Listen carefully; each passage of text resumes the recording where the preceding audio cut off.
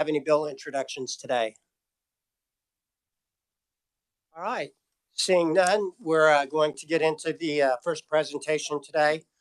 We're lucky today to have our new commandant, or I'm not sure the exact right title, Colonel of the Kansas Highway Patrol, to present to us today. Colonel, welcome to the committee and welcome back to the state of Kansas. Thank you, Mr. Chair. Commandant's one of the nicer things probably I've been called, so thank you.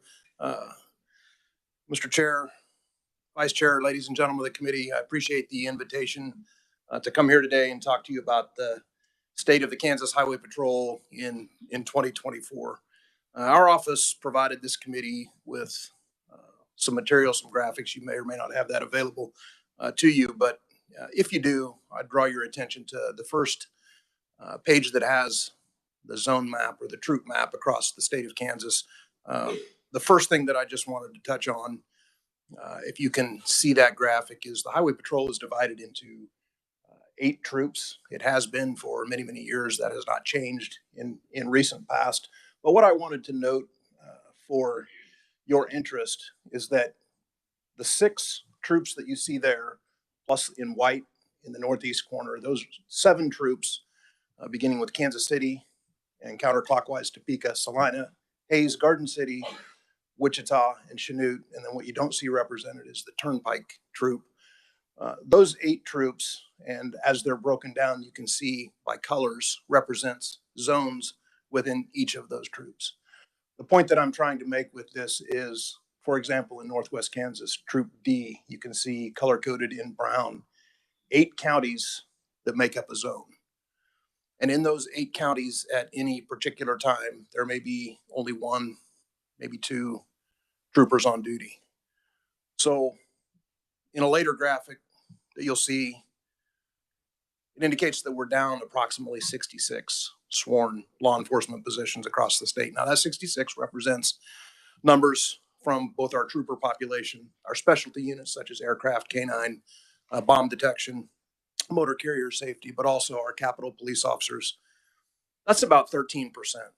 And 13%, anything in the double digits, should be a check engine light. And it's something I'm certainly focused on, and we would like this committee and others in the legislature to pay attention very closely as we ask for some of the enhancements that we're seeking this session. Moving forward a little bit, I want to talk about some of the agency restructuring that we've undergone in about the last 60 days or so. This is our new organizational chart. And if you had an opportunity to compare that to our previous organizational chart, you'd see that perhaps this one appears top heavy as compared to the last one. The last one was very vertical and very narrow. But upon further inspection, I think you'll see that, at least from my view, when leadership flattens out horizontally, historically, the components within the organization that are at the bottom suddenly elevate closer to the surface, where they get more visibility, where they get more resources, and most importantly, where they have access to more close and effective leadership.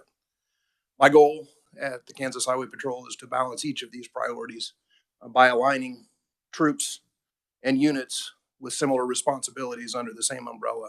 And this will ensure that everyone in the agency receives the attention that they deserve and allow the agency to meet our primary goals of service and protection.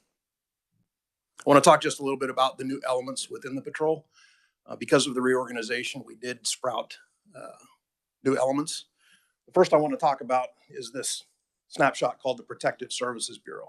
The Protective Services Bureau doesn't create anything new within the patrol. What it does is it pulls other elements and other organizations from within the agency under one structure. So if you can advance to the next screen, please. Protective Services Bureau now consists of the Capitol Police, the Homeland Security and Emergency Operations, and the Dignitary Protection. The reason why this was important for the Highway Patrol is the mission here is quite unique. It's different from other areas of the patrol where safety and security on the roadway looks quite different than it does here in the Capitol, for example. Unfortunately, we live in times today where politically charged rhetoric and politically motivated violence is real, and it's present every day. Capitol Police is been restructured from within to focus on that threat, not to focus on extraneous distractions, such as in the past, a Capitol Police officer who had a motor carrier safety inspection would have to leave the Capitol complex, go out on I-70 and inspect a certain amount of trucks each year. That's not practical. It's not consistent with their mission, and this reorganization helps address that. The Executive Protection Unit, there is no change. That's a function that used to report directly to the superintendent. It still does in a tangential way, but because there's a lot of integration between their mission and the Capitol Police's mission, they now answer to the same executive commander, the major of the Protective Services Bureau. And then finally, Homeland Security and Emergency Operations. This is a valuable resource, not only to the agency, but to the state. And in my view, it was underserved and under-recognized in the past. Not only do they administer the millions and millions of dollars in Homeland Security grants from the federal government, but they are also integrated with our federal partners in the Joint Terrorism Task Force and the Kansas Intelligence Fusion Center.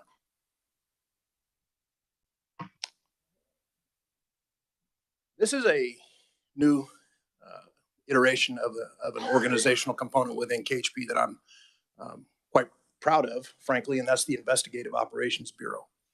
The reason why the Investigative Operations Bureau is important to me is historically and quite properly, the Kansas Highway Patrol focused on traffic safety.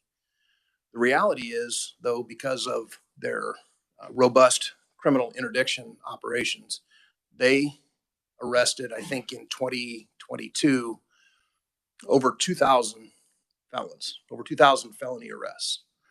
The question that I had is, what becomes of those felony cases? Are they shepherded through prosecution to a judicial resolution?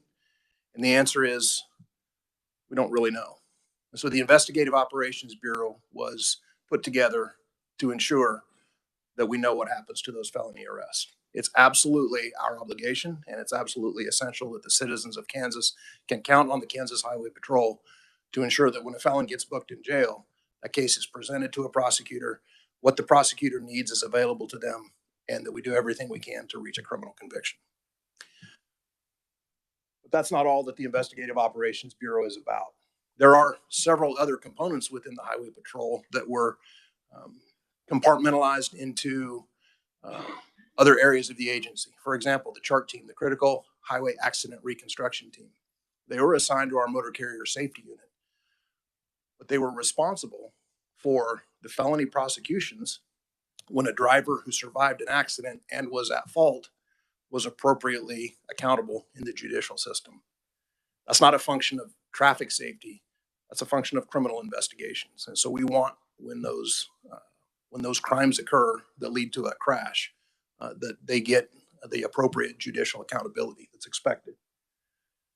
Another section within the patrol that was moved into criminal investigations was the VIN inspection unit. This is, for all intents and purposes, an auto theft unit. And what the VIN inspection unit does when they uncover something in their regulatory scheme that's not proper, what they're uncovering, frankly, is organized crime, insurance fraud. That's a criminal investigation, and it needs to be treated as such.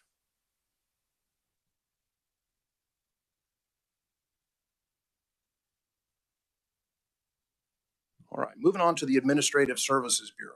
This is something that's been retooled from the past. Next slide, I believe. Historically, there was a uniformed executive commander at the rank of major that had responsibility for a lot of the components that I've already detailed. But then on top of that, they were responsible for a lot of the administrative functions. Our chief financial officer reported to this major, our human resources director, our IT director, our fleet services commander. These are all business operations functions. And in my view, a uniformed trooper would be best served commanding law enforcement operations, and someone who's highly skilled and highly educated and efficient in both managing, leading, and directing these administrative business operations programs is the best person. So I elected to move these agency functions out from under a uniformed patrol major and place them under the supervision, under the leadership of our new Chief Administrative Officer, who was previously our CFO, Sherry Mackey.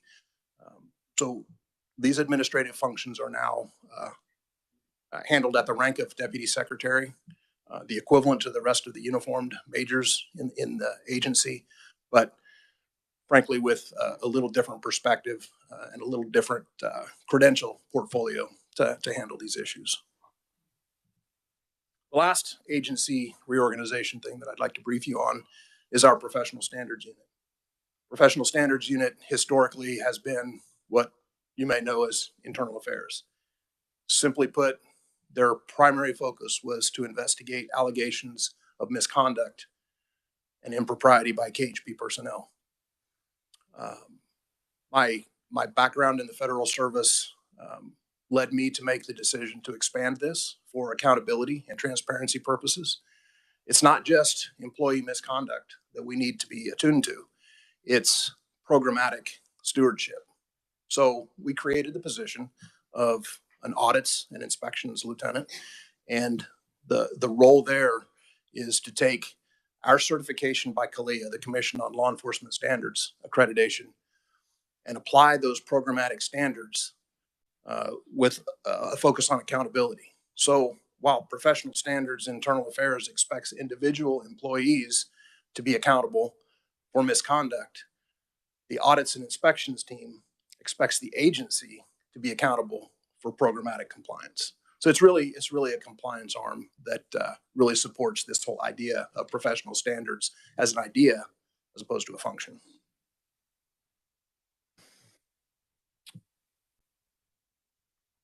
More slides. Okay, this is the agency staffing graphic that I was talking about at the outset of my comments, and you can see that we're down about 66 troopers currently. Those 66 troopers, if you recall the very first slide, the map graphic, 66 troopers is what missing from those color-coded zones. So we're undertaking very aggressive steps to recruit and to fill those positions. We recognize that recruitment and retention, staffing, it's not just a KHP problem. It's not just a state of Kansas problem, but it's actually a national issue. And as I've commented to some of you in the past, over the last 6 months, what I've elected to do in the short term really is focus on what we can control as opposed to what we can't control. There are a lot of issues out there, demographic issues, social issues that we can't control that may distract from folks entering into public service. But there are some things that we can control, and I wanted to give you just a few representations of what that situation looks like for us and what our subsequent response has been. Starting in 2022 and repeated one time in 2023, it was a new program within KHP called the Condensed Academy. And that's where we had often had applicants who would come to us from another law enforcement agency, and they already had a certification, whether it be from KLETC or from some out-of-state certification authority. For whatever reason, we would choose to send them through our 24-week academy as if they had never carried a badge or a gun before. That seems to be a waste of time and resources. So in 2022, we created a curriculum for a condensed academy where a certified officer who had 3 years or more of service in the state of Kansas could come to a shortened academy. So we did that in 2022. And at the end of 23, we just graduated a second class. We have another one scheduled for 2024. The change is that prior certification requirement was limited to the state of Kansas. We'd like to open that up nationwide now. We believe that Kansas is a favorable environment towards law enforcement, and certainly if there are applicants from agencies with service elsewhere in the United States, we would certainly welcome them to Kansas as well. We would also like to expand the capacity at our training center to run a second one of those. Currently, we run 2 regular recruit classes, one in January, one in July. And then shortly after the July one starts, we begin that condensed concurrently. We'd like to double that up and run one in the spring when we can make a determination on other means to deliver our in-service training requirements to our existing troopers. Another interesting thing that we noticed that we can control is simply our solicitation process. Our job vacancy announcements. Historically, they would open at the beginning of a certain month, and they would be open for 2 months or 3 months, and then they would close. Reality of that situation is when that vacancy closed, if somebody wanted to then come and apply to be a trooper with no vacancy, they couldn't do that. We shut ourselves out of the opportunity to accept applications. So our solicitations are now open until filled. And so that's gonna be a long running vacancy with 66 spots to fill. Another thing that this committee and others in the legislature have done previously is work on the pay issues, the career progression plan with troopers and with Capitol police officers. And I thank you for that. That's been very, very valuable in both recruitment and retention. But one thing that we'd like to do going forward from that is take a look at certain incentive pays. For example, we recently lost a long-standing, long-tenured pilot to a national carrier airline. Cannot compete with that salary, but the reality is that lieutenant who was jet rated and who had been flying for KHP for many, many years and had a lot of flight hours made the exact same money that a lieutenant in a motor carrier unit or in a patrol unit or even in a headquarters program. Same pay. So no incentive pay for those exceptional skills or certifications. So we do have a committee that was established as a part of our bargaining agreement with the Kansas State Troopers Association to study certain things that would qualify for incentive pay. Another thing that may seem very small in nature is a committee to study our uniforms. Now, I happen to like the uniform. I like the way that the uniform looks. I'm proud to wear this uniform, but it is 100% wool. It does require dry cleaning. I pay $17 to dry clean each uniform. And Monday, when I was in the Kansas City area and the weather working crashes, I went through 2 of them. So it's not wash and wear, and it's not practical, especially in the summertime. It's not practical for a road trooper in Western Kansas to roll around on the highway underneath a truck doing an inspection. And I believe that we can strike the right balance between respecting our history and our tradition and our culture while also putting troopers in something that's more compatible with the job that we expect them to do every day. Then the final thing that is tangentially related to recruitment is simply the MOU that we negotiated with the KSTA last fall. The MOU was expired for 7 or 8 months when I took office in July. We immediately sat down with the Troopers Association. I think historically that's been anywhere between a 3-month and an 18-month process. I quite naively set an aggressive goal of negotiating that in 30 days. And thanks to the staff, many of who are seated behind me, they accomplished that actually in 28 days. And we hammered out a very, in my view, a very fair product. And the reason why I bring this up in the context of recruitment and retention is, frankly, when our employees are happy and when they're appreciated, they become some of our best recruiters. Other people want to work here when our people want to work here. Switching gears just a little bit, I want to talk about our aging infrastructure, and this is important because of the enhancements that the governor has asked for in our budget, which include $7.2 million in maintenance, repairs, and updates to our training facility in Salina. There may be some on this committee that have visited that facility. If not, you, I believe, like me, would frankly be ashamed that we're training folks in that environment, especially when we're competing for recruits that are going to other facilities in Wichita, Sedgwick County, KLATC, for example. But it's aging, and there are parts of it that are crumbling, and there is technology that needs to be brought into the 21st century, frankly, to match technology that's in most elementary schools in this state. So that's a request that we would encourage all of you to support.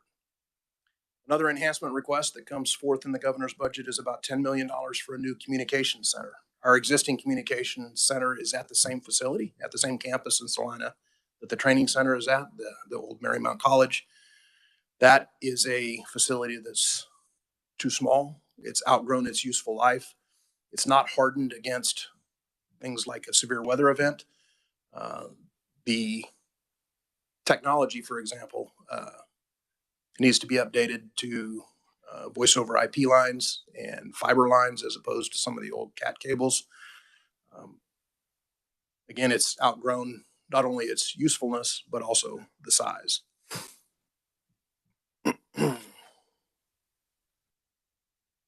Another little shift in that is my focus on some broader pay considerations. I know that in the past, the most notable pay requests have come forth in the form of a career progression plan. I'm not here to talk about a career progression plan or an enhancement to that. What I'm here to speak about is what you may have noted from the governor's budget recommendation to increase the state of Kansas as an employer pay rate to $15 an hour. Anecdotally, I had been told that there were over 900 state of Kansas employees that made less than $15 an hour.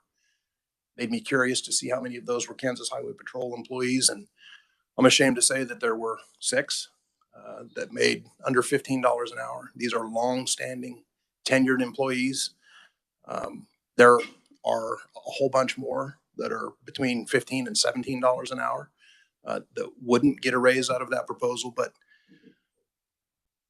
I guess for what we ask of our folks in their particular job series or their classification, I think that pay is a shame.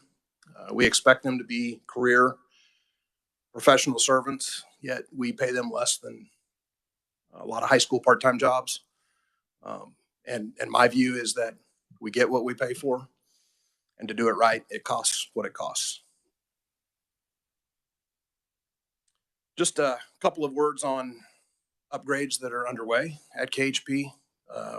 First, I'm very pleased to point out that in partnership with OITS and the Department of Administration, we're working within the state government to develop an app for scheduling VIN inspections, much like many of you can go online or on an app and schedule your license plate renewal or your driver's license renewal.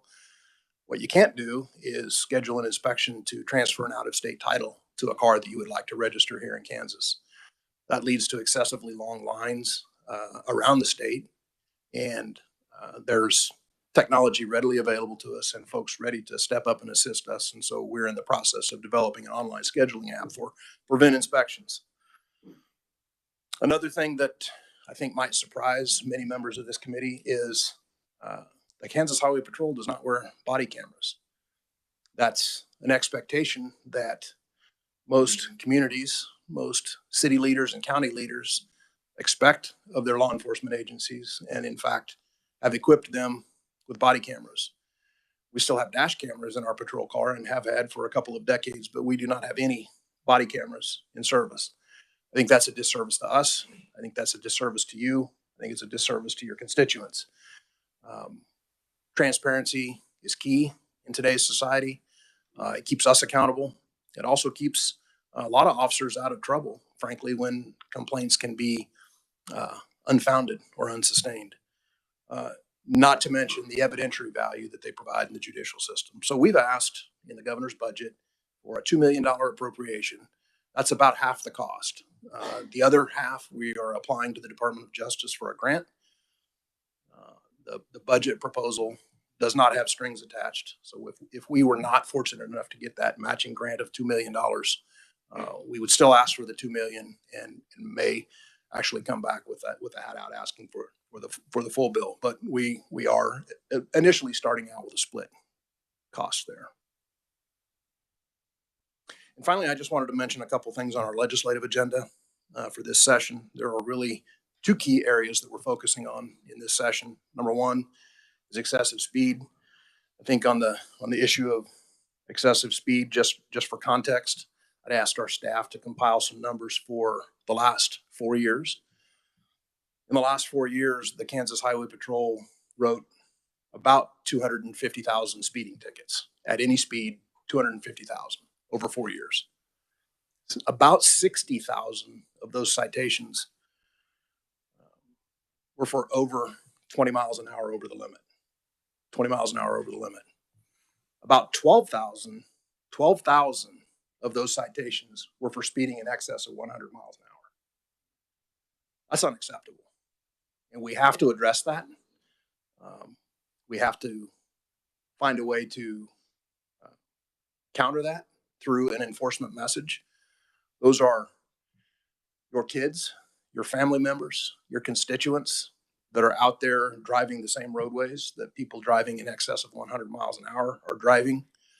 And just another little number to add some flavor to that. In 2023, there were 351 crashes that resulted in fatality, 384. So some of those were multiple fatality crashes, 384 traffic crashes that resulted in fatalities just in 2023. That's not a 4-year number. That's just last year's number. Every one of those were preventable. And to the extent the causation was speed, I think that underscores the reason why we have to do something this session about excessive speed, particularly 100 miles an hour plus. And the last legislative piece that we're really going to focus on is a fix to a fee that the legislature authorized for ignition interlock devices. We received late last year an opinion from the Attorney General's office that said that the fee the legislature authorized was applicable only to the purchase and installation of the device, but not for the continuing monitoring so that we can ensure compliance with the restrictions of that device. So we're going to ask for a language tweak that would allow us to collect, actually allow the vendor to collect and then pass along to the Highway Patrol the fee for that continuous monitoring for compliance purposes. I believe that that's all I've got on my list of things to talk about. So I appreciate the time and I'm happy to stand for questions. All right, Representative Neely. Thank you, Mr. Chairman. Thank you, Colonel, for being here. First thing, we love our Capitol Police. Okay. So They're listening. yeah. I had a couple questions. Can you open the condensed academy within your regulations, or is that something that we need to do within the legislature to allow for them to be here in Kansas? So there is currently a regulatory process set up by the Kansas Law Enforcement Training Center and also the Commission on Peace Officer Standards and Training that recognizes the reciprocity of an out-of-state certification if certain conditions are met. A challenge exam is one of the easiest of conditions. There's about a 40-hour online curriculum that an out-of-state certified officer can take. Then they can take a challenge exam, and if they pass that, their certification will transfer to Kansas. And one more, sir, if I can. Have you heard any word? I've heard rumors throughout the law enforcement community about the potential of a second KLATC, perhaps maybe Northeast Kansas or something along those lines? Probably not the right person to talk terribly intelligently about that, but what I can say is that I do know KLATC has opened some satellite campuses. That's more for to meet the needs of a lot of the smaller agencies in rural Kansas that frankly would have to pay overtime to one staff member just so another staff member could go to Hutchinson. So there was a satellite academy, I believe, opened up in Dodge City, one in Parsons, one at Fort Hays, and perhaps one coming soon to the northeast part of the state. But those are simply satellites of the existing KLATC. Representative Hobson. Thank you, Mr. Chairman, and thank you for your testimony. And just to echo the Vice Chair, we do love our Capitol Police. My question goes to what you indicated earlier with respect to protection in regards to the executive branch. But the legislative branch and judicial branch, is that your responsibility too, or is that another division? So thank you for that question, and I'm glad you raised it because I clearly neglected the opportunity to talk in a little bit more detail about why the Capitol Police was placed in this Protective Services Bureau. The protection of not only the legislators, but the visitors, and frankly, all of the occupants within the Capitol area complex, not just the State House, but the state office buildings, the cabinet secretaries, the other statewide elected officials. The responsibility for their safety and their protection does fall statutorily to the Highway Patrol. Um, the Capitol Police, if you'll rewind back to my comments about the old organizational structure versus the current organizational structure, the Capitol Police was down at the bottom and over to the left-hand side of that organizational chart. And my view is that's commensurate with the respect and the attention that they got. And that's not appropriate in my view. That's why they were elevated to a component within a bureau that focuses on protective services.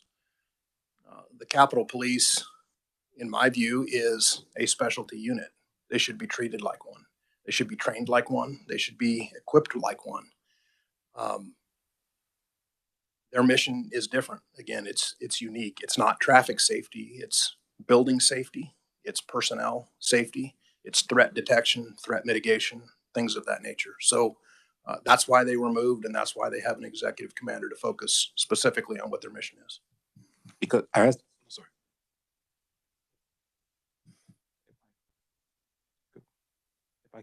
I have more. Yeah. I don't know if you recalled last year, and there was something you said that was absolutely correct with regards to the rhetoric. Now we're seeing political rhetoric. We're seeing, and a lot of people are getting threats now. Last year, I believe my colleagues got something in the mail, if I'm not mistaken, and to me that was very, very, disturbing. That we're here trying to do our jobs, and there's some people out there trying to do any of my colleagues harm. So my question to you is, when stuff like that arises, do we come to the Capitol Police? Is it Highway Patrol? Who has protection over legislators or even a judicial branch? That's what I'm trying to understand. Yep. So by statute, the Capitol Area Complex is defined as the State House. It also includes the perimeter state office buildings. It also includes Memorial Hall, which houses Secretary of State and the Attorney General, so other statewide electeds not part of the governor's administration.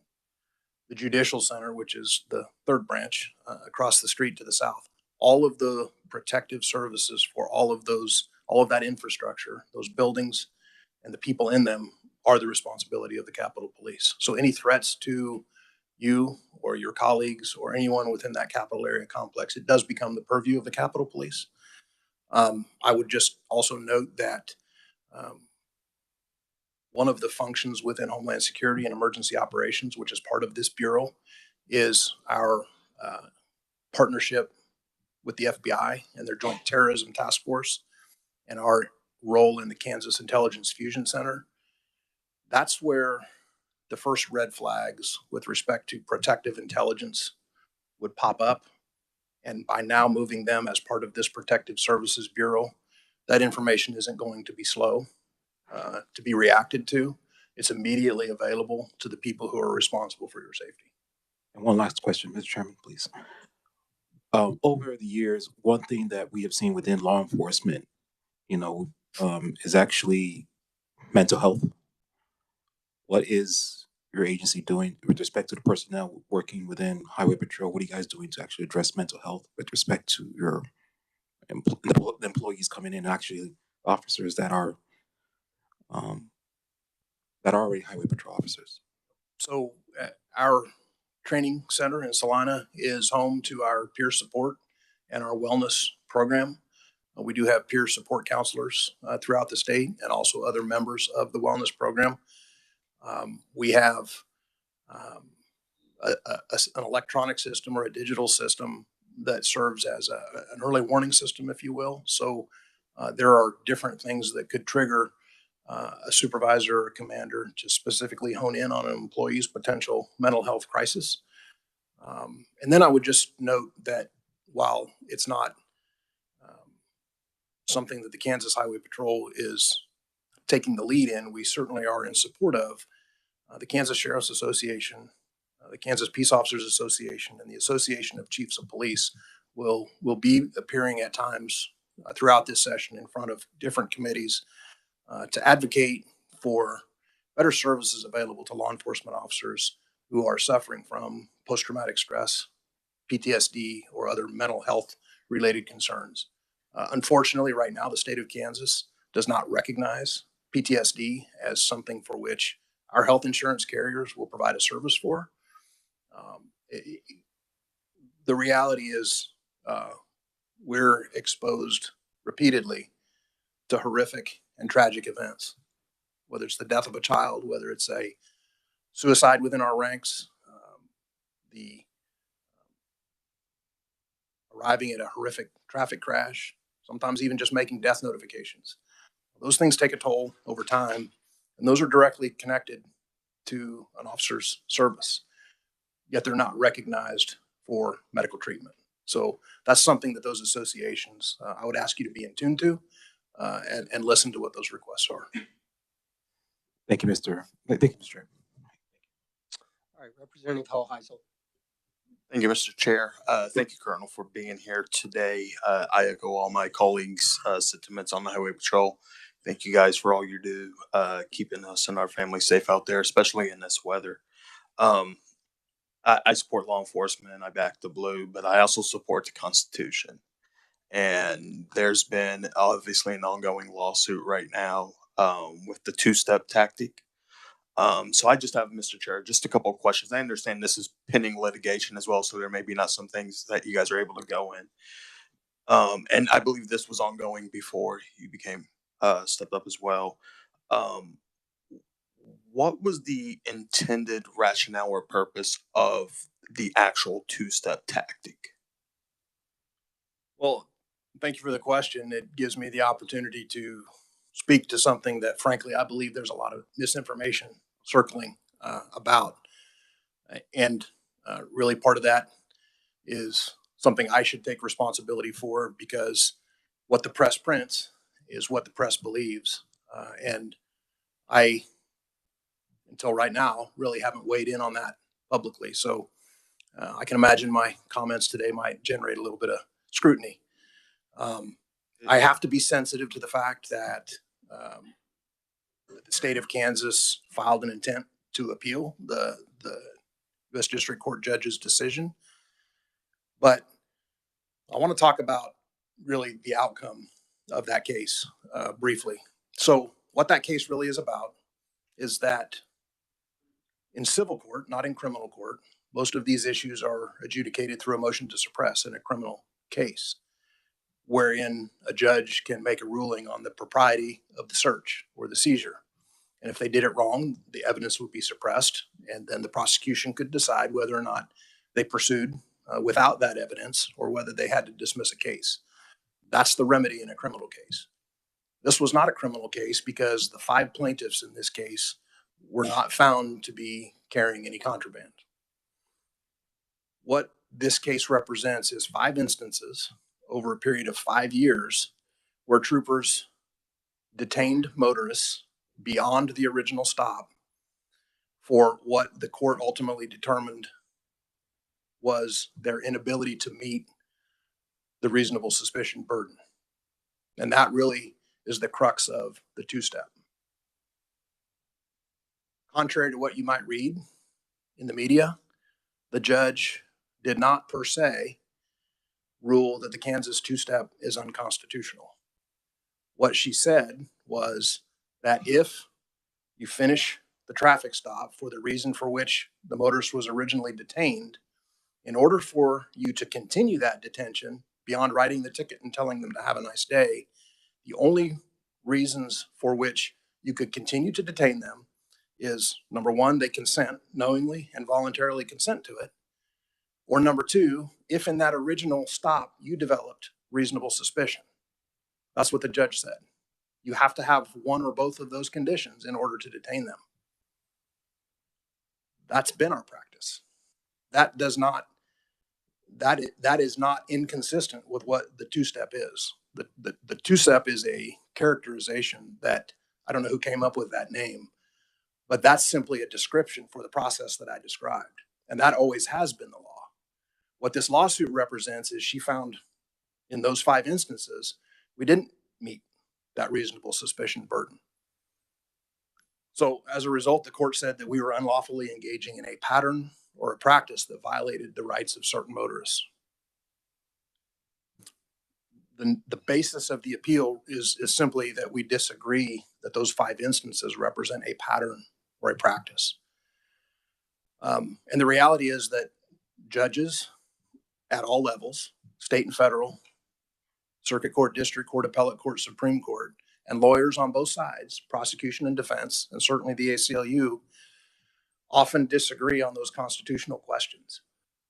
We're on the losing side of that question currently. And so that's why we're going to ask an appeals court to take a second look at that. In the meantime, we have an obligation to comply with the court's order, whether or not she grants a stay, whether or not the appellate court grants a stay, and whether or not the appeal is successful or not successful on our behalf. We have an obligation in the meantime to begin our compliance, and we will definitely do that. There are a variety of factors that we believe give rise to that appeal, that support that appeal. First of all, there's a question as to who it applies to. And as we read the court's order, the ruling applies only to motorists who are traveling on 4 highways in Kansas, and only to motorists who reasonably appear to be traveling to and from Colorado, and only those who are found not to have been charged or convicted in a criminal court for carrying contraband. That's really difficult for the Highway Patrol to wrap its head around and figure out how to execute that order. So we're certainly seeking clarity on that regard. I probably will stop there, but I would certainly invite that if there are additional questions or something, I'm a layperson, I'm not a lawyer. We could certainly try to arrange a briefing for any member by the Attorney General or the Solicitor General. Mr. Chair, if I may just a little bit. Committee, we do need to kind of speed these questions up if we can, because we've got another presentation and there'll be a lot of questions on that one. Yeah, these are just rather short ones. Have we changed how we are training to make sure the motorist knows that they are free to go, that the first traffic stop is over? Are we changing the way we're training to make sure those motorists know that, or are we awaiting this appeal before that? So that was something that the judge did require, is for us to very overtly inform a motorist of their rights. The courts historically have never placed that burden on law enforcement, but we are training, we are changing the way that we train the execution of those types of stops so that there is no ambiguity as to whether or not someone is free to go. There are a variety of lessons that we learned from this case that we could do, should do better. It's simply our belief that the injunction is not the. And one last real quick question, Mr. Chairman. You mentioned Colorado and the drug source state. How do we define drug source states? Because we're surrounded right now by Missouri, Oklahoma, Colorado. I just assumed that every state coming into Kansas, other than Nebraska, would be a drug source state. So what the judge said is that we could not consider the state of origin or the state of destination as a factor giving rise to the many other factors reaching reasonable suspicion. Appellate courts have actually held the opposite in the past. It says that it can't be the only consideration, and it says that how much consideration you give it is fact driven. In this case, she said no consideration at all. I appreciate you answering questions, Colonel. Thank you, Mr. Chairman. Representative Ballard.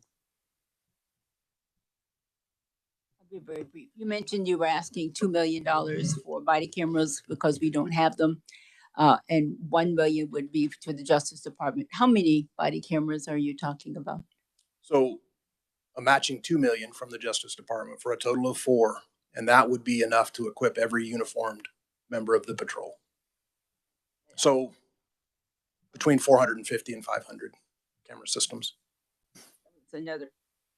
You mentioned uniforms.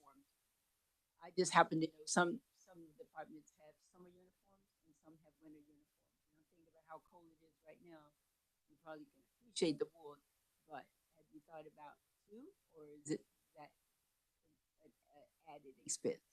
Yeah, so the uniforms that we're talking about would be multi-season, both a winter patrol uniform and a summer patrol uniform. The only difference between this and my summer uniform is no tie and short sleeves. So, Yep. Representative Melton.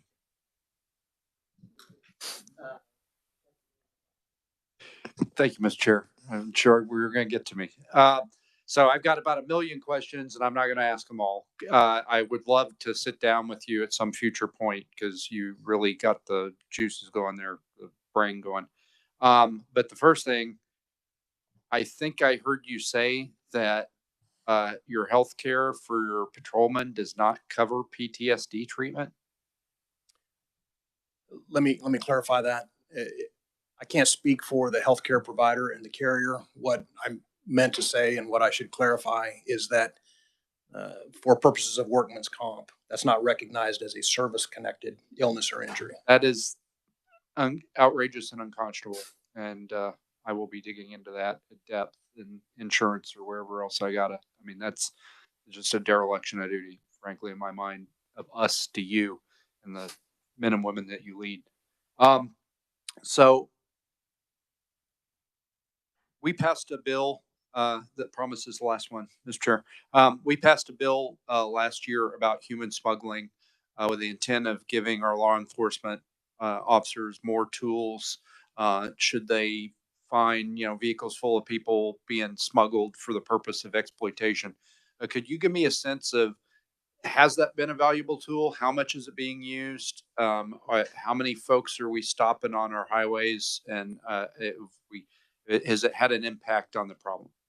Anecdotally, I can tell you that that's been a valuable tool, but in terms of specific numbers in either of those scenarios, I'm happy to get the data specific and answer you in writing. Thank you, Mr. Chair. Okay, I saw some other people waved off. So, hopefully if you do have some questions or you'd like to dive into some more depth with the superintendent, maybe they can stick around a little bit at the end to at least get a question asked or maybe get back or get a question answered. I'm more than happy to reappear at any time and more than welcome any of you to reach out to me one-on-one and be happy to host you. And I just want to tell you also, I like a lot of what you're saying. Some of the things, some of your initiatives are things that have made sense to me for quite some time. So thanks for trying to push the organization forward. Thank you, Mr. Chair. All right, next on the agenda is we have Steve Hewitt with the Kansas Turnpike Authority here today. And they've got some big, exciting things happening at the Turnpike. So welcome to the committee, Steve. Thank you, Chairman. We always love coming to talk to the committees about what we're doing at the Kansas Turnpike. It's exciting because I'm getting close to my 10 years with the Kansas Turnpike, and I look back at all the wonderful, cool, and I would just sound like a little kid, neat things we're doing. And as we look to advanced technology and tolling, what's the really great thing is I'm not asking for anything. I'm here to just tell you the good news we're doing, talk a little bit about an overview of what the agency is really moving towards, and if answer any questions you may have as well. So obviously our mission really hasn't changed. You have a choice when you look to travel the Kansas Turnpike. It is a premium. We want to offer a really safe, reliable road. We understand it's customer valued because you have a choice. We want to give you a great value. We also want to give you a great product because you don't have to use us. And we have to obviously be business minded because we don't collect any tax dollars. I don't collect any tax dollars from the state. I don't collect any tax dollars from the federal government. We are living and dying by the revenue we bring in, and those mostly are tolls. And so we have to be pretty efficient and smart with our dollars. And I'm happy to say, I believe, and I'm biased, we have the best turnpike system in the country at a great price. So, as you know, we're 236 miles with the Oklahoma border up to Kansas City. Last year we had over 37 million travelers on the Kansas Turnpike. We understand this is a key freight corridor. So the importance of maintaining a really high quality road for Kansas is important. We had an economic impact study done a couple of years ago that really showed the value of the Turnpike. It showed that about 1,400 jobs are produced in the state of Kansas because of what we do and what we offer, as well as we produce about $240 million for the Kansas economy. I think that's really good for our small little road. 12% of the Kansas economy is running up and down the Kansas Turnpike. So obviously we have a responsibility to have a good, reliable system, and I think we're doing that. What's also very unique and I think very helpful, it was very, very helpful, is that 50% of our travelers come from out of state. That means 50% of our revenue is coming from out of staters funding the Kansas Turnpike. So not putting the burden on those Kansas travelers, at least not all of it, obviously. I mentioned our customer value. We really do care about our customers. And we had a record-breaking number of response to our annual survey this year. 38,000 customers took our annual survey, and nearly 85% of them tell us we're very satisfied about what we're doing, where we're going. In fact, even very, very happy and pleased regarding our new direction of cashless tolling that's coming in July. I know you've probably seen the signs out there, the gantries going up on the Kansas Turnpike. We're excited about it. And I'll talk a little bit more about that in a minute, but we annually do this, and we ask our customers, we need feedback. We need to understand what you want, what you need, and they're very satisfied on the product we're offering. I mentioned safety, and safety is our number one. It starts with our number one concern. We make sure we offer a good, reliable, safe road, and safety comes first. You're gonna have your family on this road. Yourself's going to be driving on this road. Your citizens, your constituents. It's important that we have a safe road, and so we dove in a couple of years ago into a deeper dive to look at safety, to make sure that what was the greatest impact we can make in safety. Are there new methods out there? Our road is over 65 years old, and it was developed and built in the 50s. So do we need to take a longer look at some things periodically? And we know we do. We need to, and we did that. And we began this in 2020, and we're now wrapping up phase 3. But I'll even say, this is a great opportunity for us to take a look at some things we want to do. We identify projects. We prioritize those projects. We can then budget those projects and then plan those projects in the future. Now, in phase 3 last year, there was a severe accident just south of Topeka. And so we had an illegal U-turn that went through our medium barrier. And so we took a deeper dive into that particular safety aspect, did some camera work, evaluated it. And uniquely, it showed that we had a number of folks that we have a long stretch from Topeka down to Admire before you can turn around. In fact, it's 30 miles, so it puts you in a 60-mile turnaround. So we had folks that were going the direction they didn't think they wanted to go, and so they were using that as a U-turn, and that's a very unsafe way to do it. It's actually illegal, right? We took a deeper dive. Our board appreciated that opportunity, and we provided that information to our board. And I'm happy to say, because of that, in the Kansas Turnpike, we can act very quickly. And our board said, "Hey, let's make some action to this," and they're supporting it to invest in a turnaround at the Auburn location, about halfway down close to Admire. And so it's about a $9 million turnaround. But what's important about that is that, that's not just the only project you want to do, because we have an opportunity, because Auburn has reached out to us about an interchange. So we can basically do two opportunities here. We can say that investment in a turnaround that provides some safety aspects and to stop folks from turning around, hopefully. And then we can tie that money into an interchange. So we can put $9 million down on a $21 million interchange and have Auburn come up with the gap. We can have an interchange there at Auburn to help some of that. But for the mitigation piece right away, we have put collapsible bollards there between those openings to stop that illegal turning. So it's just an example of, we saw some issues, we made immediate action to resolve those issues, and we have a short-term and a long-term solution. And we continue to do that up and down the turnpike. We're looking at pavement, curves, speed, etc., looking at everything to try to make sure, are we offering the best and safest roadway. And I did talk about partnerships with Auburn. So we offer partnership opportunities. If you're a community, a county or a city commission wants to come to us and look at an interchange. Now, we don't collect any tax dollars. So and we don't look at things like, well, we'd like to do this, and so let's just do it out of the goodness of our heart. We have to look at it a business aspect, and we do that. So we'll do a feasibility study, and we've done feasibility studies with Auburn. We've done them with the city of Topeka. We're actually wrapping up a revision of a feasibility study with Topeka. We're doing them with Derby. We've done them with Wichita, and we'll look at the facts. Hey, does the new traffic generated by an interchange, will it fund an interchange? And in most cases, it doesn't. But there's a gap there, right? Is it 70-30? Is it 90-10? Is it 80-20? What will the new tolls cover?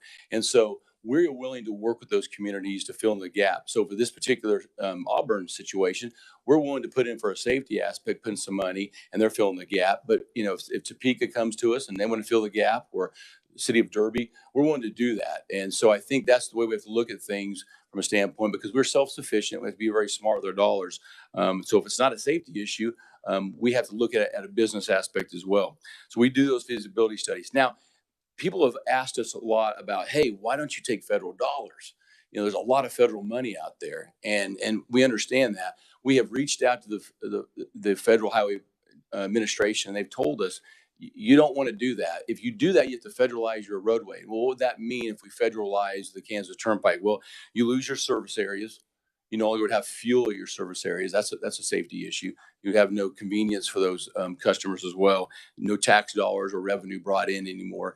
And then you'd obviously, the KDOT receives toll credits because it's an interstate. So they receive that from the federal government. They would no longer receive that as well. So it just doesn't make sense for us. And we don't need to. We don't need the dollars. Our tolls are sufficient enough to cover what we provide. And so that's why we don't take federal dollars. But that's been brought up recently quite a bit. So we like to answer that question. But we are willing to do partnerships with communities and do feasibility studies if it makes sense. In the theme of partnerships, we do have the KDOT partnership, was formalized in 2013. And basically, we have two separate entities.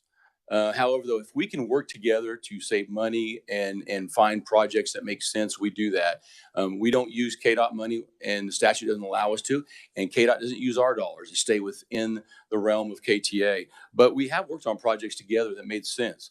For example, the Turner Diagonal project, we were able to partner up with KDOT to do that project, as well as the US 69 express lanes, and I'll talk more about that in a minute. But again, it made sense. We can help KDOT. KDOT has a project. KTA can partner with that, and we keep our separate nature. But we do have the Secretary of Transportation is on our board as the director. We speak weekly about projects, about where our direction's looking like, and we make sure we have a good partnership. And I think that's really important to keep that open line of communication. 69 Express, I just mentioned, I know KDOT's probably giving you an update on this. This is their project. This is not the KTA's project, but we are going to manage those lanes. So if you're a KTAG user, or you're going to use these lanes, it will operate just like KTAG. We are the tolling experts in the state, not KDOT. KDOT didn't need to create a new tolling department and spend money that way. You could utilize us through a contract. We're not going to make any money on this project. We're going to just cover our costs. We're going to collect those tolls, give that to KDOT, and it'll be the cost share for Overland Park. I think it's a great project. It's a way to help the congestion. It's going to be a really good, congestion. Express lanes are not new to towing in the country. It's just going to be new to Kansas. So we're excited to be a part of that and expand what we're doing. But again, this is a KDOT project, but it makes sense. We can help save money and make this efficient by partnering up with KDOT on this project. And I'll just let you know, if you have a KTAG, works the same. And if you don't have a KTAG, we're using a license plate to send you a bill. And we'll talk more about that because we're excited about our cashless tolling, which will work identical the same. But the colonel just spoke. We do have a great relationship with the Kansas Highway Patrol. We have a contract with them. They have 47 troopers that monitor Troop G, only the Kansas Turnpike. And I pay 100% of everything. The state's not paying for that. I'm paying for cars, for uniforms. If they want to get different uniforms, we'll pay for those too. We'll take care of all those things, the guns, the bullets, whatever they need. We want to make sure their benefits, their salaries, we're all being covered by the Kansas Turnpike to pay for the troop. And we have great relationship. They do a great job to help our customers and keep people safe. And so we support them 100%. I've been asked a lot, and, every time I come to Topeka or even wherever I'm at in the state, where's your next state you're going to work with? And so we've been with Oklahoma and Texas, compatible with your KTAG for a number of years. We brought Florida in this last year. We're going to bring Colorado in this year. So if you've got a KTAG and you like to go to Colorado, that's soon going to work. We've had relationships with Best Pass, Pre-Pass, Bank Pass. Those continue to be relationships on the commercial side. Or if you don't have a KTAG and you want to use a front load, Bank Pass is your partner there. But I think the key thing, we'll continue to work with agencies across the country to try to get your KTAG to work everywhere. A lot of it's technology. We've upgraded our system, so we're ready to work with any agency that wants to partner up. But some of the technology across the country has to be upgraded. But I know the future's bright for that.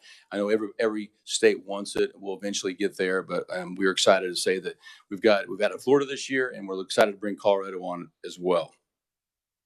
But really, the biggest news of the day, as I think everybody knows, cashless tolling is coming in July. So we're really excited. This is a safety issue. Keep traffic moving. Don't have to stop at the toll booth. Don't have to slow down. It keeps things flowing.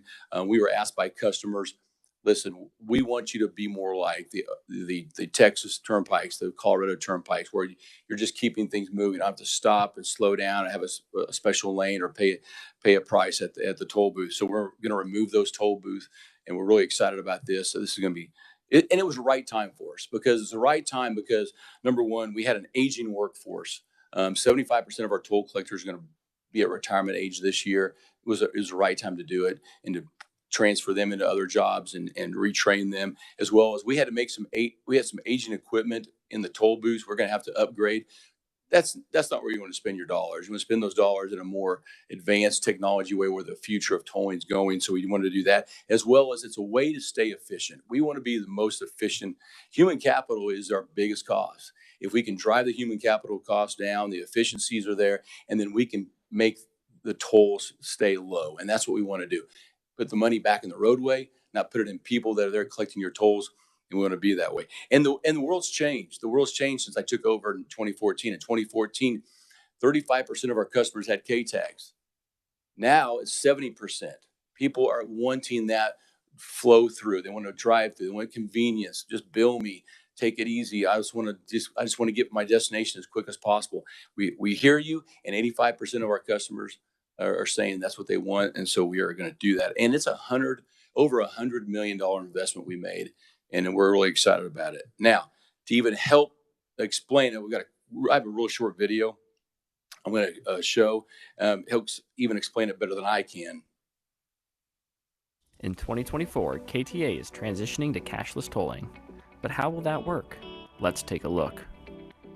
Rather than having toll plazas at each entry and exit, gantries with transponder sensors and cameras are being built along the mainline road in strategic locations between current toll plazas. From an infrastructure standpoint, here's how that looks.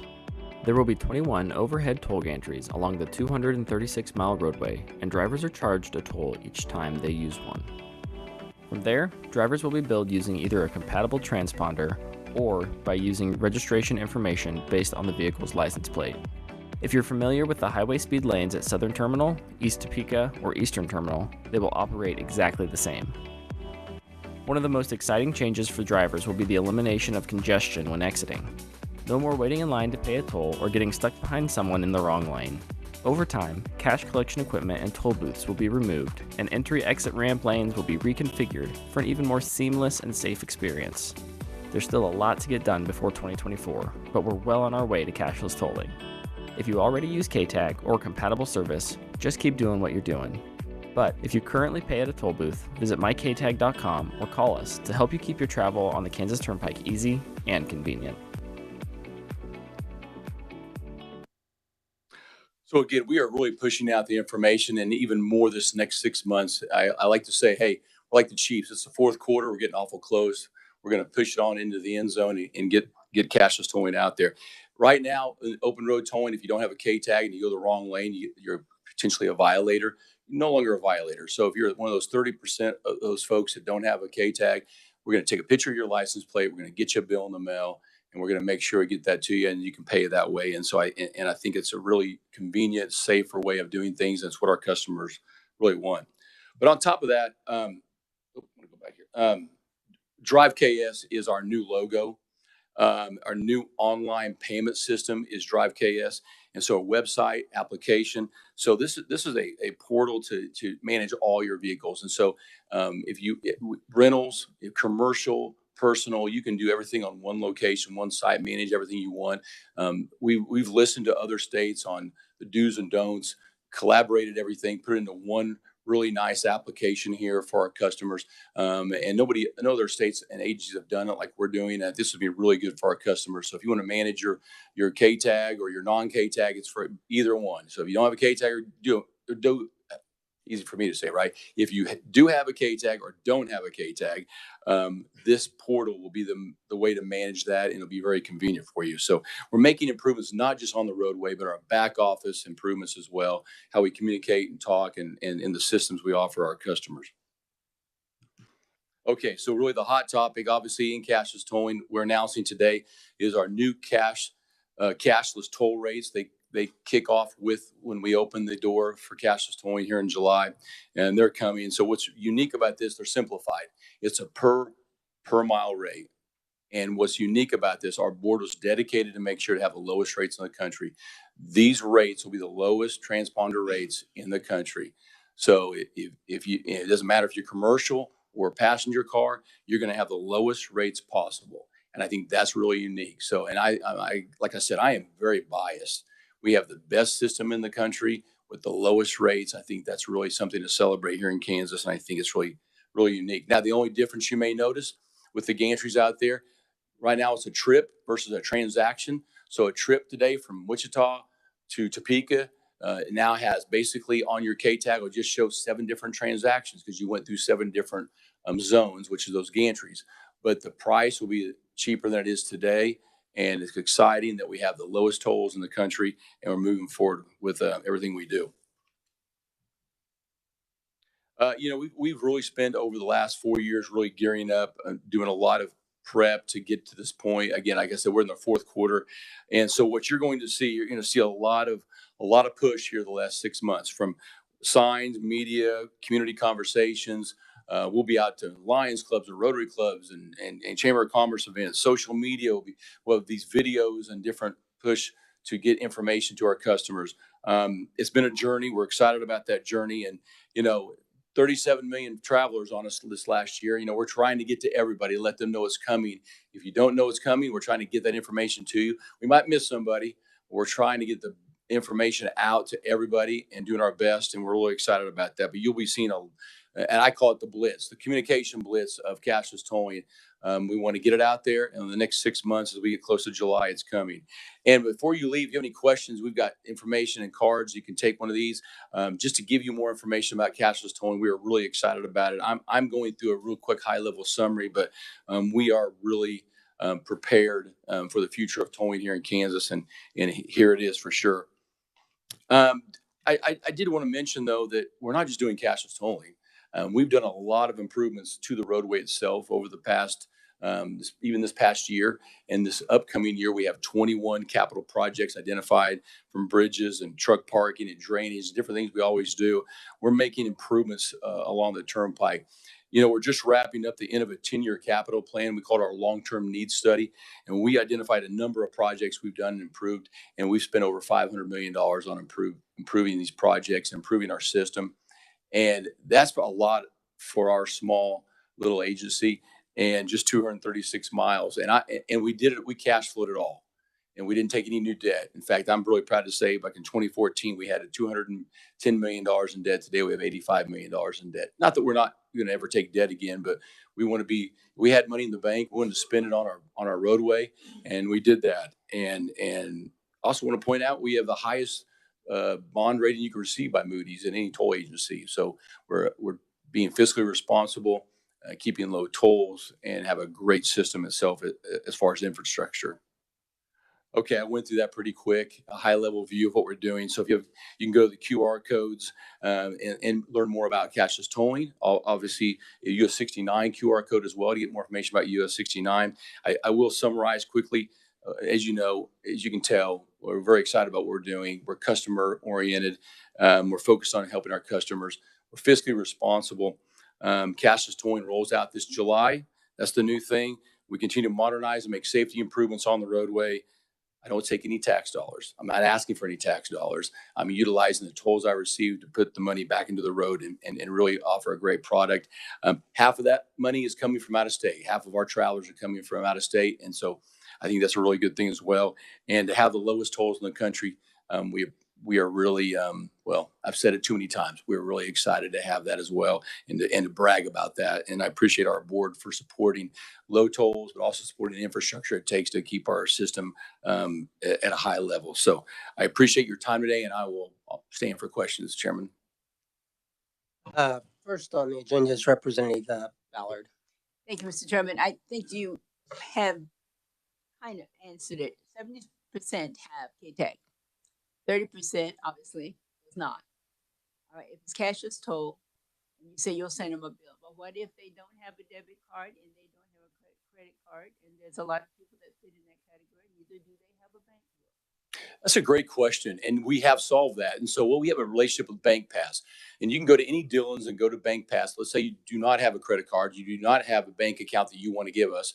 You can take cash and preload it on a Bank Pass. Bank Pass will give you a pass that's going to act just like a K-tag. You'll put it on your windshield, and so Bank Pass will be billed because you're preloading the Bank Pass. So for those folks who don't want to give us that information or don't have a bank account or don't have a credit card they want to use, Bank Pass is the way to go. And we've had a nice relationship with them the last couple of years, and they continue to grow in percentages. And so we understand that's probably that last few percentage are folks that just don't have those accounts. And so we've offered Bank Pass, and we'll continue to push Bank Pass to those customers when they call in. Will it cost them more because of the arrangement? Bank Pass does charge a convenience fee. They do. So what we've learned over the years, sometimes using cash and not having an account is a little bit of a premium. But yes, it is a premium, but it still gives you the lowest rate. So it's cheaper to go through Bank Pass than it is to get a bill in the mail. Because if you do not have you'll have the lowest toll rates in the country if you have a K-tag. If you don't, they'll be doubled for those 30%. So we are encouraging folks, yes, to go to Bank Pass if you don't have an account to get one. Otherwise, you'll see a much higher rate in tolls. Thank you much, and I enjoy my K-tag. Representative Delperdang. Thank you, Mr. Chair. Something's been really bugging me since last week. We had a presentation here from the Secretary of Revenue, I think it was. But if I understand it right, 100% of the vehicles in Kansas are going to spend maybe upwards of 30 days with a Tempe tag on it as they switch over. What's that do to the tolls? Because I know I've got a K-tag, and it's related to my current tag number. But if it doesn't read it, are you able to get a picture of this little Tempe tag flapping around with the wind? And what are you going to do? Yeah, we're going to work with the Department of Revenue on that. We expect to be able to read that tag and tie it back to who that person is. So they're obviously, because the Department of Revenue will have that information. So we've got a great relationship with them. So it should work seamlessly and the same as it always does, even though it's a temp tag. Okay. And a couple of, okay. It's probably not that important, but any chance of getting regular trooper tags on the trooper cars out there? I know they're owned by you, so they carry a private tag on them. It's always nice to see the ID on them. Yeah. So, I mean, they're clearly, I'll just say we do all the stickers as that they request, KHP, and we even say Kansas Turnpike for KHP. But those are our cars. If they use our cars, they'll be tagged on a regular tag. If they want to use their cars in an agreement, that's just an agreement we currently have with KHP. They like using our cars, and we manage it that way, and it works out well. So I would say in the near future, probably not, but we're not against that conversation if the colonel would like to have that conversation. Okay. And you answered my question on the new overheads there. I was trying to figure out exactly how that was going to play out. The video answered that. But other than that, my hat's off to you as far as how they keep the turnpike up. Prime example was the snow day a couple of days ago when we're heading up here, and it was decent driving. Tell the guys in the back not to listen, but 75 to 80 out there felt perfectly safe. You get into Topeka, and it was just snow packed and ice. So you guys are doing a fine job out there. I appreciate it. I'll pass it along. Thank you. Representative Anderson. Thank you for your testimony today. And sounds like you guys are doing great things. Just touching on the turnaround, I think that's great. It's probably embarrassing for me to say into a public mic, but I've got turned around a couple times and gone the wrong way after stopping to get gas. You're kind of stuck. And but you had mentioned that on those turnarounds, I know you're trying to deter folks from turning around. When you put those barriers up, the thing that came to my mind. So if somebody does slow down to turn around, and I know we don't want them to, but and see a barrier, are they going? The last thing we want them to do is stop on the interstate. Do you think that? I mean, how do they get through if there's a barrier there? Well, okay, so I'll try to address this the best way I can, in my layman's terms. Number one, it's illegal, so we deter that. The bollards that are going up are the safety yellow to really catch your attention, so to say, I shouldn't be doing this, and we don't want you to slow down. We don't want you to stop. We want you to go to the next exit, and so that is our message. That will continue to be our message, that do not go there for safety. Vehicles and emergency vehicles only. That's why there's even openings at all. So if there's a safety vehicle trying to get to an accident, they have the ability to go down and then get through and come back. So as well as our snow plows to get through there. So we've got to deter people from doing that. It is an unsafe practice. It's illegal, and it's illegal because it's unsafe, because we've had too many accidents. And what I couldn't believe, and I'll be very candid, is that when we studied this area and how many, we had quite a few number of folks that are doing that. So we've got to deter that, because I'll be honest with you, I'm surprised we didn't have more accidents. It's it's one of our slowest spots on the turnpike, so that's probably why we didn't. But and we're going to continue to monitor this throughout the turnpike and go up and down. And so we're going to monitor even the bollards and see what it does to folks. We've got a camera system now that we can go up and down and see what the behavior looks like of customers. What we're trying to do is train them. Hey, listen, get to the next interchange. You can do your turnaround there, or the service area or something. This particular area, if you go about 15 miles, you'll have an interchange pop up or a turnaround from a service area. However, this particular case is the longest stretch, because that's 30 miles, putting you basically a turnaround 60 miles. And that inconvenience created bad behavior. And so our board felt like we should invest in our turnaround, which now we can also then partner up with Auburn for an interchange at that location, which is really, it's a win-win for both of us. But we have to deter folks from going through there. And we hope this bollard system will stop that. And I understand it's a little farther, but eventually we'll get to that point where we can build that interchange, hopefully. Thank you. Thank you, Mr. Chair. Representative Proctor. Thank you, Mr. Chair. So for this new 69 project that you're going to be a contractor on to gather these tolls. So, I don't know. My observation has been, once a toll road becomes a toll road, it's always a toll road forever. Is there a timeline or an amount of money that once collected, the state's going to stop collecting tolls on 69, or is it just in perpetuity, or do you have like a contract for a certain number of years or decades? How's it work? Well, we don't have a contract that goes for decades, but we are at the mercy year to year with KDOT. So I know particularly in how the legislation works and how it's working. This is our first project with this new legislation, is that 5% was the cost share for Overland Park, and the tolls are to cover the 5%. Once the 5% is up, then it's really at the discretion of KDOT. They could stop tolling if they want to, not a problem. It's not going to affect KTA any.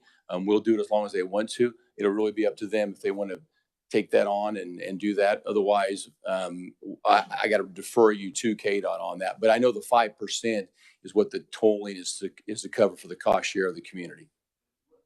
What's the dollar amount, and what is your projection on how long it'll take? I can't answer that, to be honest with you. I know it's a well over a $500 million project, but I'm not sure how they figured up the cost share exact number, but, and nor do I know the years and that was a formula that Overland Park made an agreement with KDOT. I don't have that in front of me. If you could get that to me, I'd appreciate it. We'll dig that out. If you have some kind of projection based on what you think the traffic will be for how long it'll take to pay. I will give the secretary. We'll make sure to get that to you. I want to know when I can ask the secretary, are we going to shut down the tolls or not? One other thing, and we've talked about this before, but it seems like it's going to be even bigger concern now. I'm concerned about the privacy issues with the proliferation of plate readers in law enforcement around the state, and the security of that information once we store it, and what bad actors could do with it with machine learning and AI to develop patterns on people. And now we're going to have even more of these sensors because we're not just doing it at a couple of the gates, we're doing it all along the highway. Where does the data go, and what measures are in place to secure the data? How long is it held? I mean, what can you say anything to put my mind at ease, I guess? Well, I'm sure you're going to try. Number one, the data is property of KTA. So it's not law enforcement. We're not providing it to law enforcement. Law enforcement has their own mechanism. This is KTA customer information. And the customer information you have would not be shared with anybody unless a court order or subpoena comes our way. Otherwise, that data, your trip data, your picture data, and we're not keeping that data forever. I mean, once you've paid that image, we then eventually discard it. In fact, I think we've got it right here. Within 60 days after paying that transponder fee, that goes away. So we're not keeping that. We don't need all that data. We have storage we want to keep open for. This is an ongoing flowing process, but we understand security and data, and that's very important to customers, and we understand that. And so in fact, even with your KTAG agreement, if you don't put your wife on that agreement to see that information, she can't even request that information. You've got to let us know that. If you created that account, you're the one that can see it unless you tell us they can see it. We understand that privacy issue. We take that wholeheartedly as your information. We use just what we need, and then we discard what we don't need. Thank you, Mr. Chair. And Steve, or maybe Bruce knows this, or maybe I've got it wrong, but where are the actual servers located? They're located at.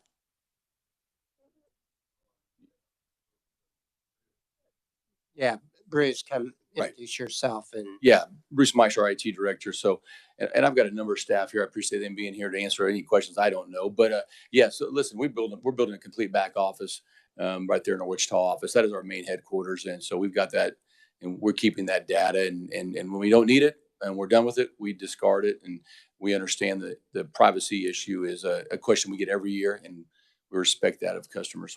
It's not going to be in the cloud somewhere outside of Kansas. It'll be in your actual.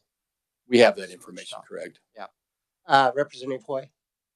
Thank you, Mr. Chair, and thank you for the information on the cashless tolling. How quickly, once somebody without a K-tag drives through, would they be able to get on the ks.gov website and pay that? Is that something that if you have a passenger with you, you can instantly, they get on there, put in your license plate number and pay that before you would ever get anything in the mail? That's a great question. And obviously we want it as quick as possible.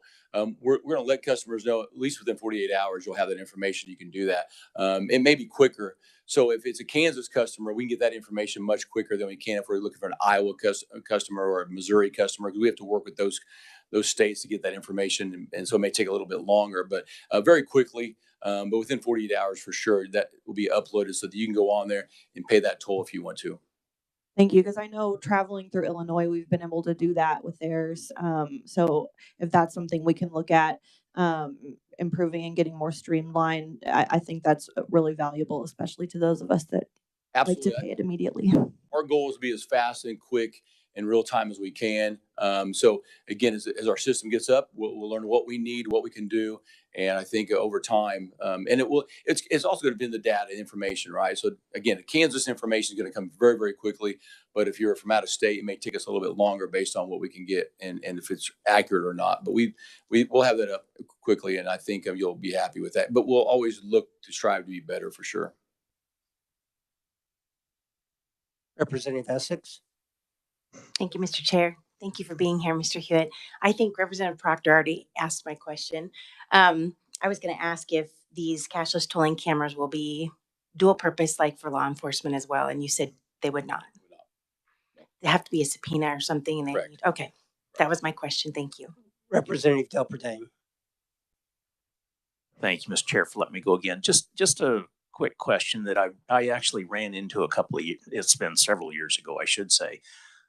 Worked for AT&T, drove an AT&T vehicle that was registered to AT&T Corporation in St. Louis. I hit the Denver airport with it, and they had that cashless toll going on where it read the tag. Sent the bill to St. Louis, even though I lived in Wichita, and over course of time, it made its way back to me. I called out there to the whatever the toll company out there was and just said, "Hey, I need a copy of the invoice on this. I'll get it paid."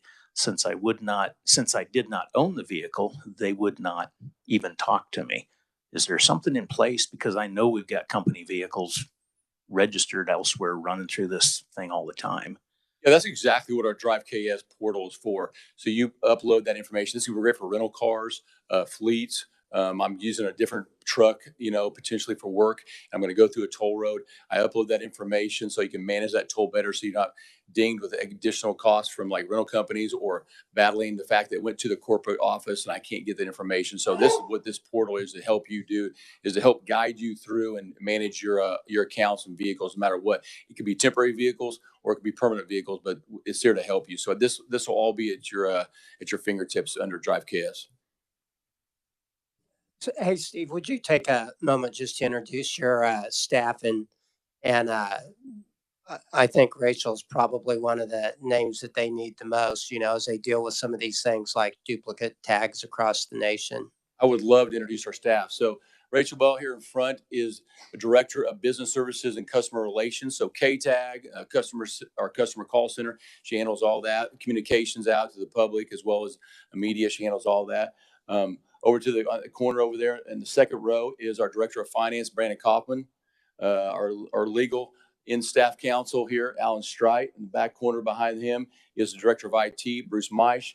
And beside him is David Jacobson, our Director of Engineering. So we have a great staff, very tenured staff, been here a long time. So I'm very lucky, and we're all dedicated to the Kansas Turnpike and to make it a better system for you. All right. Well, thank you very much for your presentation today. And if any of you have questions, I'm sure Steve will stick around for a few minutes to Thank you very much. I appreciate it. answer anything. Committee, we will not have a meeting tomorrow. I think our next meeting is at Tuesday that we have a plan. Do you have that bill number in front of you? Do you know what that is, Meg? We're going to have a hearing on Bill 2955. It's one of the bills that was introduced by AAA last week. It has to do with distracted driving in work zones and school zones. So if you have special thoughts on that, you might want to take some time and review that bill before next Tuesday, I believe. That's all we really. $24.99. Okay, thank you very much, Chris. So that'll be our first bill hearing. I don't have the rest of the week next week planned out yet, but that's what's on the schedule so far. So if there's nothing more for the community or for the committee. Everybody have a nice weekend if I don't see you before next week, and we're adjourned.